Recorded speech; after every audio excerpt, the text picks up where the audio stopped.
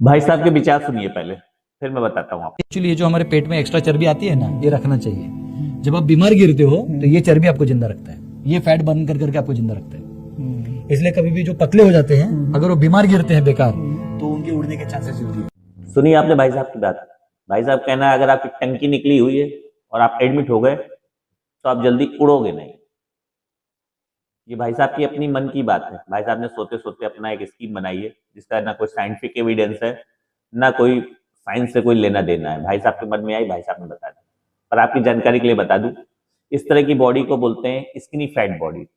ये स्किनी होते हैं, ऊपर से सब सही होता है, केवल इनकी टंकी निकली होती है। इंडियन मेल का ये इंडियन डेमोग्राफिक ऐसी है और यहाँ की थोड़ी कंडीशंस ऐसी है कि ऐसे मेल सपोज मिलेंगे जो ऊपर से पतले होंगे, नीचे से पतले होंगे, केवल उनकी टंकी होगी और उनको ये नहीं मालूम होता है टंकी ही पूरा बीमारी का घर होता है। तो ऐसा कुछ नहीं है कि आपकी टंकी निकली हुई तो आप उड़ोगे नहीं। हालांकि होगा ये, अगर आप अपना ब्लड टेस्ट कराते हैं, जिनकी टंकियां निकली हुई आप उनका ब्लड टेस्ट कराएंगे, उनका सब कोलेस्ट्रॉल डिस्टर्ब रहेगा, उनका सारा ब्लड रिपोर्ट सारी उनकी गड़बड़ आएगी, तो उनके उड़ने के चांसेस ज्यादा है। इसलिए इस गलतफहमी में मत रहे, आराम से अपना एक्सरसाइज करें, स्लिम ट्रिम फिट रहे।